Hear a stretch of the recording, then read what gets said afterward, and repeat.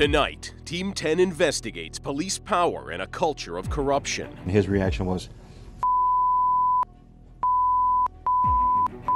then he said, why the you have to tell me? They have the power to take away our freedom. I said, he stopped this girl because she's cute. The power to exert influence. How about if you have sex with me? I mean, that's what he said, right in front of the younger officer. Some are accused of abusing that power. We pulled up to my house and I gave him oral sex. Predators allowed to persist. How early on in your training did this occur? Since day one. Hidden behind a badge and a gun. There's a hint here of some sort of corruption, some level of nepotism and favoritism and pulling strings. Accountability has been promised. Is it possible to do what you're saying with that culture? It's a scandal that has already cost San Diego millions. Do you feel that the police department created this culture of liability that you now have to defend? And left a sobering question hanging in the air. Who will guard the guardians? Good evening. I'm Team 10 investigator Mitch Blocker. New sources, new video, and relentless reporting are giving us an inside look at how the San Diego Police Department upheld its symbol of protection. One cop is already in prison, another faces multiple felony charges, all as the Department of Justice conducts its own investigation into police culture. Our investigation begins with a man you will recognize, that convicted cop. His story serves to peel back layers of corrupt culture that allowed some cops to abuse their badge and assault women while on duty, all as others allowed it to happen. They call it the Code of Silence. You're about to see deep inside the San Diego Police Department's inner circle. Do you have concerns about your safety and your family's safety, though, as a result of coming forward? Yes, to this day. You'll hear from current and former officers as they describe the disease a corrupt culture inflicts on a city police department. What do these friendships and these connections mean for the public when it comes to the community and its police department? It means the public has a corrupt police department. That's what it means. That's what it is. There are allegations the most powerful weren't held accountable. We were told not to by some people. Okay. Who told you not to? Higher up in the commands. Okay. How high up in the commands?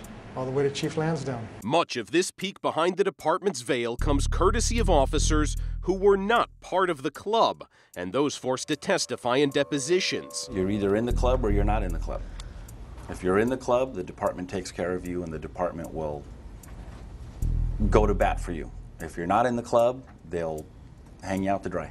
Art Perea was one of the men left out to dry. His 17 years as a San Diego cop didn't hold much weight when he was accused of rape. You got the screw job. Yes. Because you weren't in the club. Yes. And then other members of the department who were in the club and who participated in this same kind of conduct are still there. And they get protected and sometimes promoted. Correct. Despite it. Correct. Perea was never charged. He resigned from the department, yet now convicted cop Anthony Arevalos thrived, assaulting at least 13 women while on duty. Arevalos, seen here in a jailhouse deposition, said his behavior was learned. How early on in your training did this occur? Since day one. He claimed he was almost encouraged to abuse his badge, dared to see how long he could get away with it.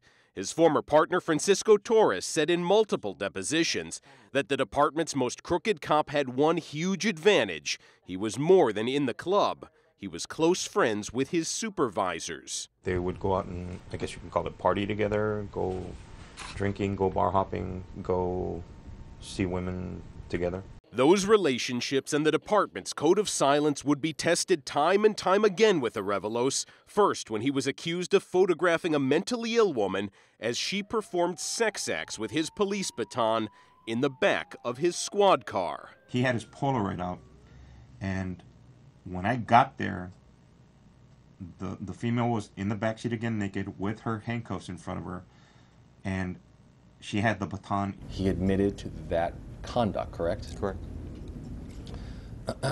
And you thought that conduct was serious, correct? It was serious. He was doing it in a joking manner, but yes. This is Arevalos' former supervisor, Lieutenant Rudy Tai. It's a name you'll hear again. I believe they were serious. We were able to correct that type of behavior. So your impression was that Officer Arevalos' behavior had been corrected in this regard, is that right? After your counseling with him? Yes.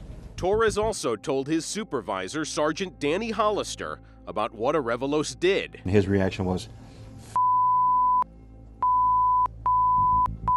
then he said, "Why the you have to tell me?" And literally my jaw dropped, thinking, really? I'm not supposed to tell you when something like this happens? We have no written documentation that ever happened. It's an allegation. Under oath, San Diego's Deputy Chief David Ramirez said the baton incident was never fully investigated. He described a confidential meeting with Chief William Lansdowne.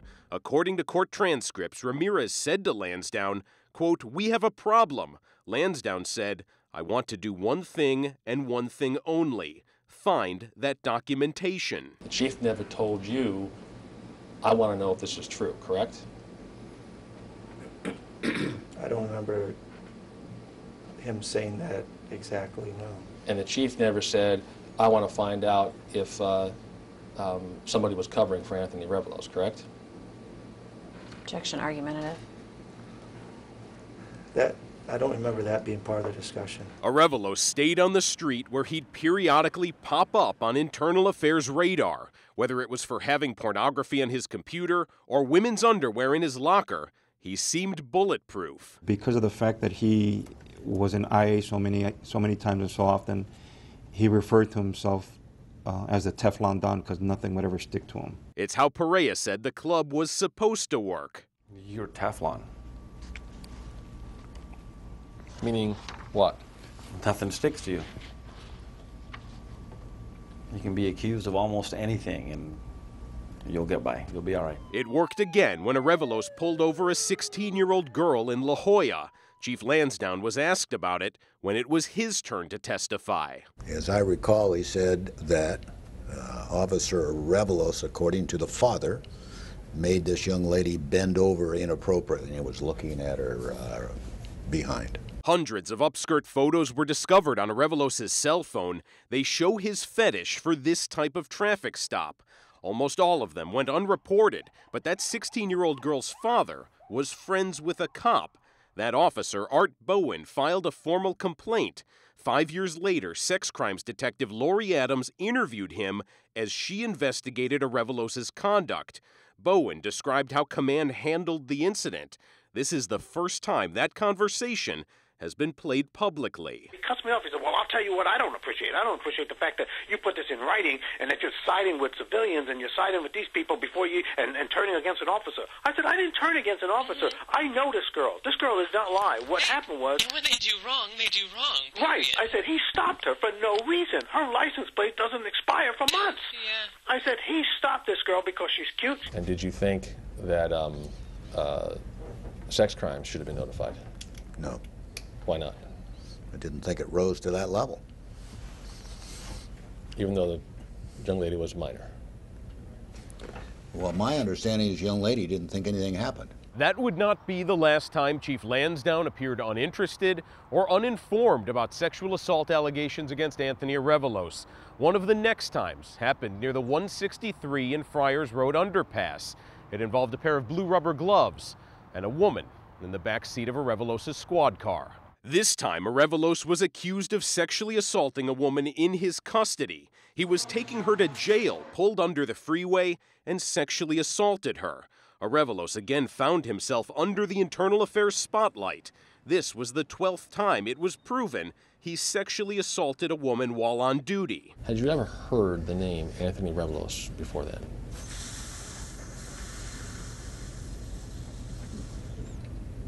I don't believe so.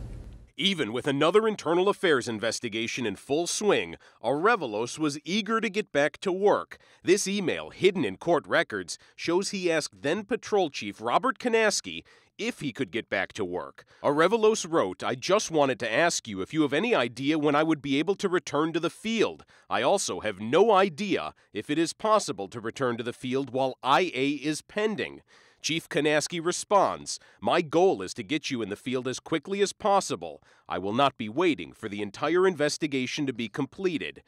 As Arevalos was put back on patrol, the clock was ticking. 10 months later, he assaulted his 13th victim in a 7-Eleven bathroom. By March 2011, he was under arrest. It appeared the code of silence had finally been broken. Arevalos's trial and the civil cases that would follow would reveal some of the San Diego Police Department's dirtiest secrets.